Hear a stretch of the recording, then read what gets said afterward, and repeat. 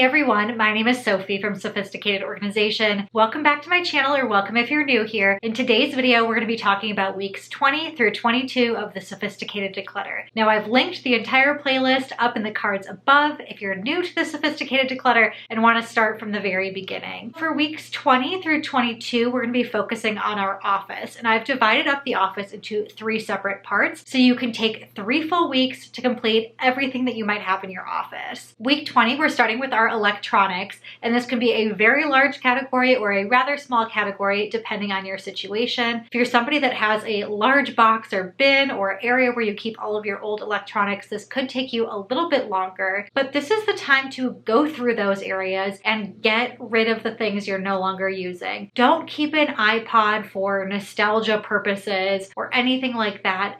I would really encourage you to dispose of it properly, donate it somewhere if you can, look into manufacturer buyback programs, see if it's something that still has value and you can sell it. And that's what I would do for those larger electronic items. Then I would also look at other things that go along in the electronics category. And I'm talking about things like cords and cables. Oftentimes we have far too many cords. If you don't know what it's for or you have tons of duplicates, use week 20 to go through all of those things.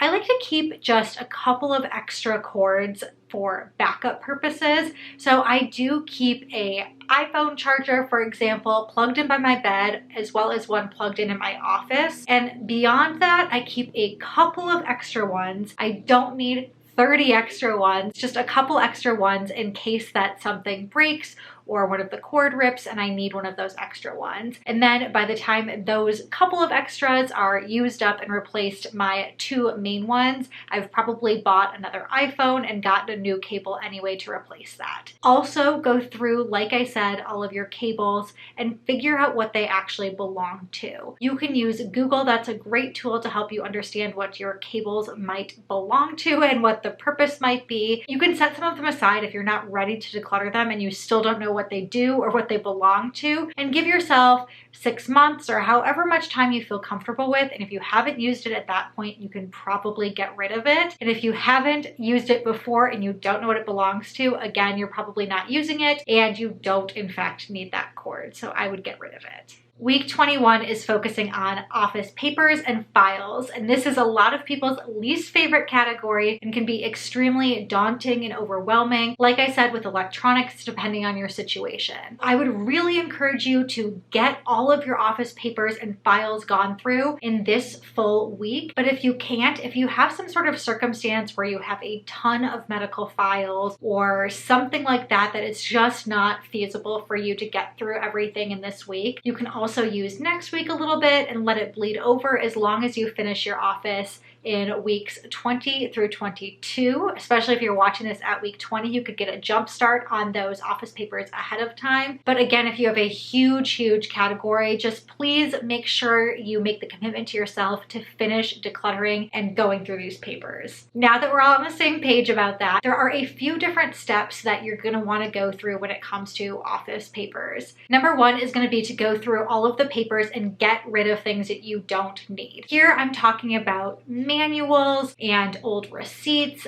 things that correlate to things you no longer own anymore. So if you have, let's say, something associated with a car that you don't have anymore and you've sold it and you no longer have any sort of ongoing responsibility with that item, get rid of those papers. You can toss those. When we're talking about manuals and instructions, so many of those things are available for you online and you don't actually need to keep the paper copy. So I would go ahead and get rid of those. If for some reason you're feeling nervous about it, give it a quick Google search, see if you can find it online before you toss it. Step number 2 is to go paperless when you can. Scanning items that you don't necessarily need a physical copy of, but also figuring out a way that you can prevent paper from coming into your life in the future. Signing up for things like electronic bills and going paperless wherever you can. That way you will reduce the amount of paper that comes into your life and the amount of paper you're going to have to organize and then subsequently declutter in your life. Number 3 is going to be creating a system for all of those papers that you do need to keep. I would break that down into 2 separate parts. One is going to be your long-term paper storage, all of the things that we decided in items 1 and 2 that we couldn't get rid of and throw away, or couldn't actually upload or scan or create some sort of digital version of. So it's just the papers you know you need to keep a physical copy of. Let's create a long-term storage system, whether it's a large file or something smaller, but something that you can maintain. It's categorized, you're labeling it, all of those things so you know where everything belongs, and it's just those items you need to keep. The bigger problem for most people is the papers that are coming into our homes on an ongoing basis. So work papers,